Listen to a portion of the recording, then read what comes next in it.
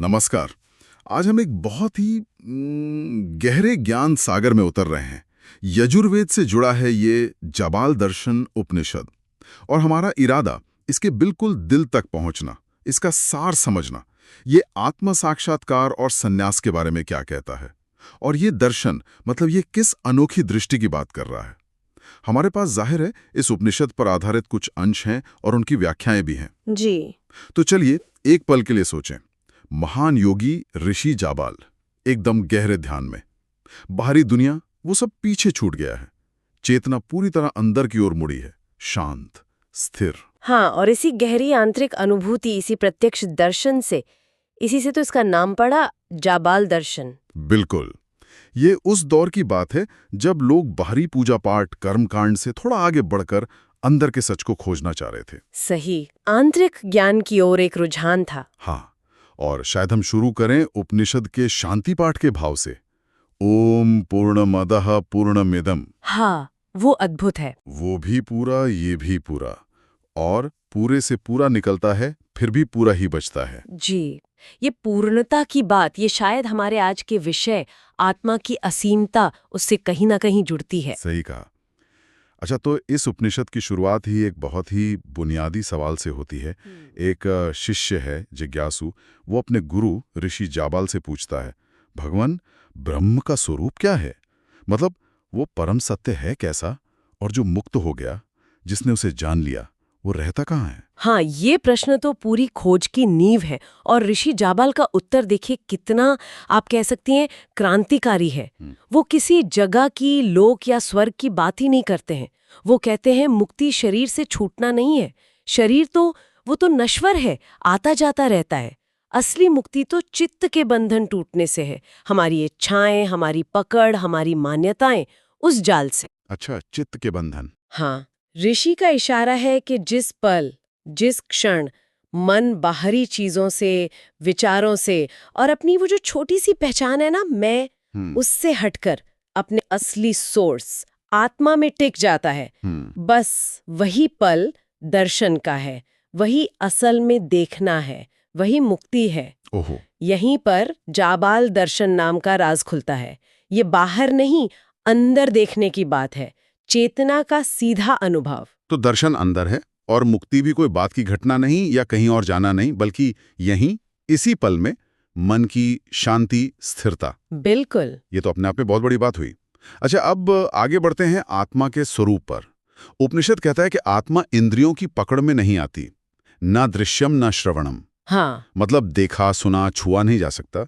तो फिर है क्या वो? उपनिषद उसे उस चेतना की तरह बताता है जो खुद तो दिखती नहीं, पर सबको देखती है, सबको जानती है। हाँ, एक श्लोक भी है, नित्यम शुद्धम निरालंबम नाना रूपम न दृश्यते। जी। नित्य है, हमेशा रहने वाला, शुद्ध, कोई मिलावट नहीं, निरालंब, किसी सहारे पर नहीं, और उसका कोई एक रूप नहीं जिसे देख सकें।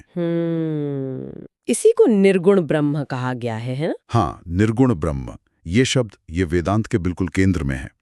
निर्गुण मतलब गुणों से परे, वो जो परम सत्य है, वो किसी परिभाषा, रूप, आकार, सीमा में बंधा नहीं है। सोचिए जैसे स्पेस, आकाश, वो हर चीज को जगह देता है, पर खुद निराकार है। हाँ, सही उदाहरण है। या जैसे पानी, हर बर्तन का आकार ले लेता है, पर खुद का कोई पक्का आकार नहीं। ब्रह्म सबका आधार है, पर खुद किसी पर आधारित नहीं।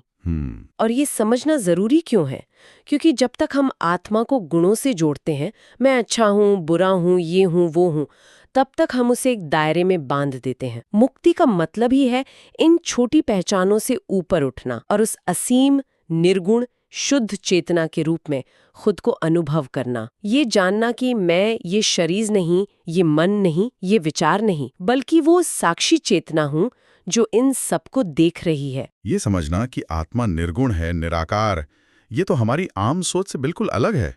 तो क्या इसका मतलब ये है कि जो भक्ति मार्ग है, जहाँ ईश्वर के सगुण रूप हैं, राम, कृष्ण, शिव, देवी, उनकी पूजा होती है, वो इस उपनिषद के हिसाब से मतलब कम महत्वपूर्ण है, या उसका भी कोई रोल है इस निर्गुण तक पहुंचने में? बहुत अच्छा सवाल है। देखिए, उपनिषद तो परम सत्य, निर्गुण की ही बात कर रहा है। वो शिखर है।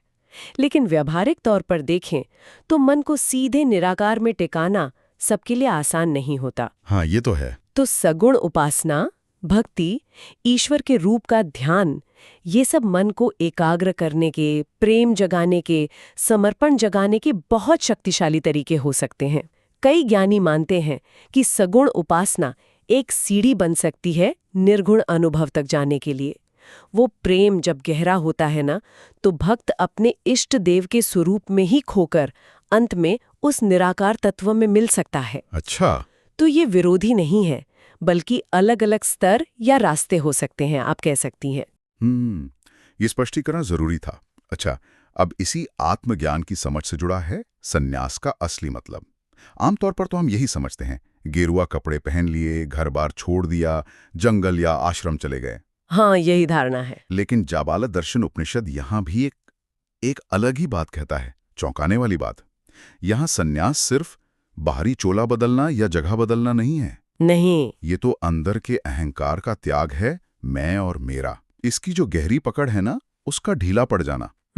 ऋषि जाबाल का कहना बिल्कुल साफ है, जो मैं और मेरा की भावना से ऊपर उठ गया वही सच्चा सन्यासी है। बिल्कुल, और ये समझना, ये तो जीवन बदल सकता है। असली त्याग चीजों का नहीं, उनके लिए हमारे मन में जो अटैचमेंट है, हाँ। जो आसक्ति है, उसका है। असली त्याग उस अहंकार का है जो सोचता है मैंने किया, मुझे मिलेगा। हाँ। जिम्मेदारियां निभाएं, पर अंदर से बिल्कुल अनासक्त हो, अहंकार से शून्य। वो सच्चा सन्यासी है। और दूसरा हो सकता है जंगल में कुटिया बनाकर बैठा हो, पर मन में हजारों इच्छाएं हों, शिकायतें हों, मैंपन हो, तो वो सिर्फ बाहर से सन्यासी है। उपनिषद साफ कहता है, जिसका मन भ्रम में लग गया है, जिसकी नजर आत्मा पर टिकी है, वही सन्यासी है, चाहे वो घर में रहे या जंगल में। तो ये दिखाता है कि वैराग्य और सन्यास ये बाहरी हालात से ज्यादा अंदर की एक मानसिक स्थिति है, चेतना की अवस्था है। वाह, तो सन्यास का मतलब बाहरी दिखावा नहीं, मन की स्थिति। बिल्कुल। ये तो बिल्कुल अलग नजरिया है, आम समझ से एकदम हटकर। जी। और जो व्यक्ति इस अंदरूनी सन्यास को पा लेता है, उसे उपनिषद जीवन मुक्त कहता है। जीवन मुक्त, हाँ। यानी जीवन में ही जीते जी मुक्त। और उपनिषद ऐसे व्यक्ति के कुछ लक्षण भी बताता है, जैसे उसका मन शांत और स्थिर रहता है, वो फालतू नहीं बोलता, और अगर कर्म करता भी है तो बिना किसी पर्सनल फायदे की इच्छा के, जैसे लोक कल्याण के लिए, ये बस अपने सहज स्वभाव से। बिल्कुल। इसके लिए कमल का उदाहरण दिया है, वो बहुत सुंदर है। हाँ, कमल का। कमल कीचड़ में उगता है, पानी में रहता है, लेकिन पानी की एक बूंद भी उसे छू नहीं पाती है।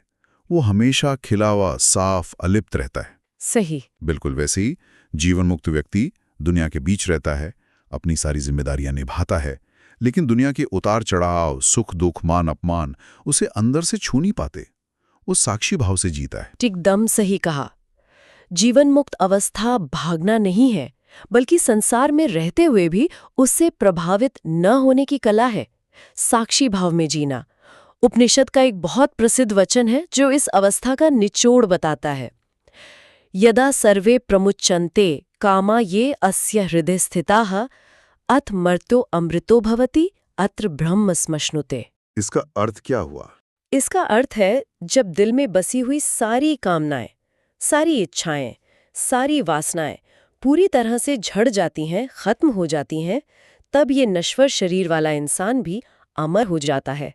यहीं इसी जीवन में वो ब्रह्म का अनुभव कर लेता है। ओहो, इसी जीवन में? हाँ, ये कोई मरने के बाद मिलने वाला स्वर्ग नहीं है। ये चेतना की वो अवस्था है जहां इच्छाओं के बंधन कट जाते हैं और व्यक्ति अपने असली मुक्त आनंद स्वरूप में स्थित हो जाता है।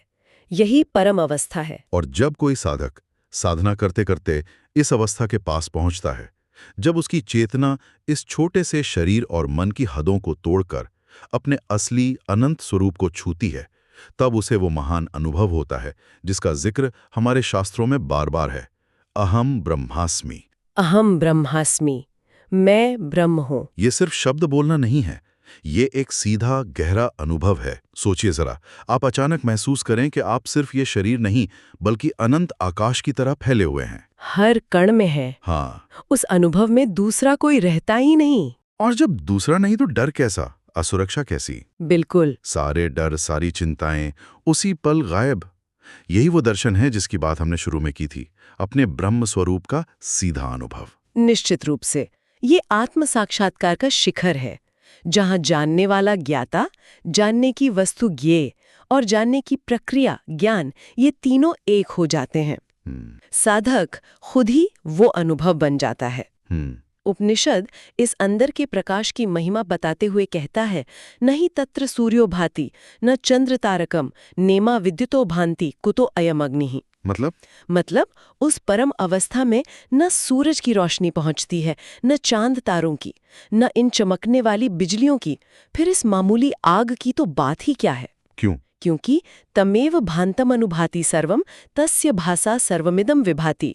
वो आत्म तत्व ही खुद प्रकाशित है, स्वयं प्रकाश है, और उसी के प्रकाश से ये सारा ब्रह्मांड चमक रहा है। जब अंदर का वो आत्म सूर्य जाग जाता है ना, तो बाहर के सारे उजाले फीके पड़ जाते हैं। अंदर का प्रकाश ही सच्चा प्रकाश है। ये अनुभव तो सचमुच परम लगता है।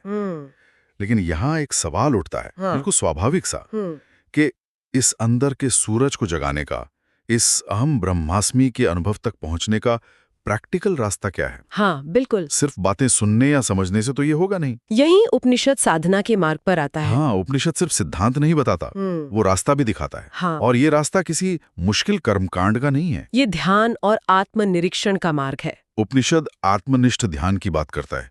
इसका आसान मतलब क्या हुआ? सरल अर्थ है, मन को बाहरी चीजों से खींचो और अंदर आत्मा की ओर मोड़ो। ये अंदर मुड़ने की जो प्रक्रिया है, यही ध्यान की शुरुआत है। अच्छा। फिर एक तकनीक बताई गई है, अनाहत नाद को सुनना। ये क्या चीज है? हाँ। अनाहत नाद। हाँ, अनाहत नाद। अनाहत नाद मतलब वो अंदर की आवाज जो बिना किसी बाहरी टकराहट के अपने आप अंदर गूंजती रहती है। बहुत धीमी, सूक्ष्म होती है ये। ध्यान जब गहरा होता है, मन शांत होता है, तब साधक इस आवाज को सुन सकता है। ये आवाज मन को और एकाग्र करने में और गहरे उतरने में मदद करती है। इसे पकड़कर साधक मन के भी पार जा सकता है, उस शून्य में जहां आत्मा का अनुभव होता है। ये एक सहायक विधि है। अच्छा, और चेतना की अवस्थाओं की भी बात है, जागृत, स्वप्न, सुषुप्ति, ये तीन तो हम सब जानते हैं जी। लेकिन उपनिषद एक चौथी अवस्था की ओर इशारा करता है, तुरीय। ये क्या है? तुरीय, इसका मतलब है चौथा। ये इन तीनों अवस्थाओं से जागना, सपना देखना और गहरी नींद, इन सब से परे है, फिर भी इन सब का आधार है। ऐसे समझिए, आप एक फिल्म देख रहे हैं, वो जागृत अवस्था। आप सपना देख रहे हैं, वो स्वप्न अवस्था। आप गहरी नींद में हैं, कोई अनुभव नहीं, वो सुषुप्ति। ठीक है। लेकिन तुरीय वो स्क्रीन है जिस पर ये तीनों अवस्थाएं आ जा रही हैं। अच्छा, स्क्रीन। हाँ, या कहिए तुरीय वो आप है, वो साक्षी चेतना जो इन तीनों अवस्थाओं को जानती है पर खुद उनसे अलग रहती है, प्रभावित नहीं होती। आत्म साक्षात्कार का मतलब है इसी साक्षी भाव में, इसी तुरीय अवस्था में टिक जाना। ये स्क्रीन वाली उपमा, इससे समझने में मदद मिली। और फिर पंचकोश का सिद्धांत भी है, अन्नमय, प्राणमय, मनोमय, विज्ञानमय, आनंदमय कोश। ये सुनने में थोड़े मुश्किल लगते हैं। हाँ, नाम थोड़े जटिल हैं। क्या इसे ऐसे समझ सकते हैं जैसे प्याज के छिलके होते हैं, परत दर परत हटाकर केंद्र तक पहुंचना? बिल्कुल सही उपमा है। ये पंचकोश मतलब 5 आवरण है, 5 परतें हैं जो आत्मा के असली प्रकाश को ढके हुए हैं। सबसे बाहर अन्नमय कोश, हमारा ये शरीर जो अन्न से बना है। ठीक। उसके अंदर प्राणमय कोश, हमारी जीवन ऊर्जा, सांस वगैरह।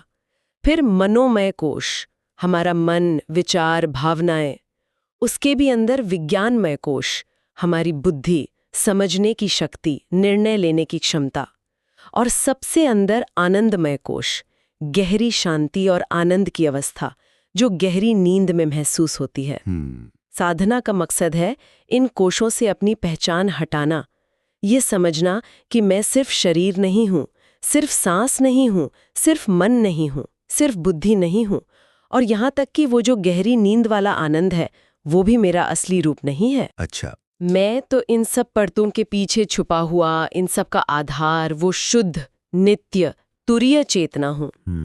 जैसे जैसे साधक इन कोशों से अपना जुड़ाव छोड़ता जाता है, वो अपने असली स्वरूप के नजदीक पहुंचता जाता है। और ओम के महत्व पर भी बहुत जोर है।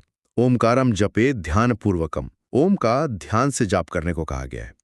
ये ओम इतना महत्वपूर्ण क्यों है? ओम को सिर्फ एक अक्षर या आवाज नहीं मानते, इसे स्वयं ब्रह्म का प्रतीक माना गया है। इसकी 3 मात्राएं हैं, अ, उ, म। अ सृष्टि का प्रतीक है, जागृत अवस्था। उ स्थिति का, स्वप्न अवस्था। और म लय का, यानी सब कुछ वापस सिमट जाना, सुषुप्ति अवस्था। अच्छा। अ, उ, म। हाँ। और इन तीनों के बाद जो चुप्पी है, जो शांति है, वो तुरीय अवस्था का, ब्रह्म का प्रतीक है। तो ओम का ध्यान से जाप करना और उसके अर्थ पर सोचना, इससे मन बाहरी भटकाव से सिमटता है, एकाग्र होता है और धीरे धीरे अपने मूल स्रोत ब्रह्म में लीन होने लगता है। ये जाबाल दर्शन यानी अंदर की दृष्टि को जगाने का एक बहुत शक्तिशाली जरिया है। और यहाँ ये कहना भी जरूरी है कि इस पूरी साधना यात्रा में, खासकर शुरुआत में, एक सही गुरु का मार्गदर्शन बहुत मददगार होता है। हाँ, गुरु का महत्व। उपनिषद खुद गुरु की महिमा गाते हैं। गुरु ब्रह्मा, गुरु विष्णु। गुरु वो हैं जो इन शास्त्रों के गहरे राज हमारे लिए खोलते हैं, हमारी क्षमता, हमारे स्वभाव के हिसाब से रास्ता दिखाते हैं, हमारी शंकाओं को दूर करते हैं। गुरु कृपा से ये मुश्किल रास्ता आसान हो जाता है। तो सार ये है कि जाबाल दर्शन उपनिषद सिर्फ पढ़ने या सुनने की चीज नहीं है, ये एक प्रैक्टिकल गाइड है। जी हाँ। अंतर्दर्शन के लिए, अपने ही अंदर छुपे सत्य को खोजने के लिए। ये हमें बाहर की दौड़ भाग से मोड़कर अंदर की गहराइयों में उतरने को कहता है। ऋषि जाबाल का संदेश साफ है, सच कहीं बाहर नहीं है, वो तुम्हारे ही अंदर है। बिल्कुल। खुद को जान लो, तुम खुद ही ब्रह्म हो। जो इस अंदर की खोज में कामयाब हो जाता है, वही असल में मुक्त है, वही जीवन मुक्त है। बिल्कुल। और इस गहन चर्चा के अंत में एक सवाल छोड़ना चाहूंगी विचार के लिए। जरूर। उपनिषद कहता है कि इच्छाओं के पूरी तरह खत्म होने पर ही मुक्ति मिलती है, जीवन मुक्त अवस्था मिलती है। हम सब इन बातों को दिमाग से समझ सकते हैं, शायद मान भी लें, लेकिन फिर भी वो कौन सी छोटी छोटी इच्छाएं हैं, कौन सी गहरी पकड़ है, अहंकार के कौन से छुपे हुए रूप है जो इस समझ के बाद भी हमारे मन में चलते रहते हैं और हमें उस सहज मुक्त साक्षी अवस्था में टिकने नहीं देते। मतलब सिर्फ जानने से जीने तक का जो सफर है वो कैसे पूरा होता है, इस पर सोचना, गहराई से सोचना, शायद इस उपनिषद के ज्ञान को अपने जीवन में उतारने की तरफ पहला कदम हो। एक बहुत ही जरूरी और सोचने वाला सवाल, ज्ञान को अनुभव में कैसे बदला जाए, यही शायद साधना का असली निचोड़ है। इसी गहरे चिंतन के साथ हम आज के इस यात्रा को यहीं विराम देते हैं। ओम शांति शांति शांति।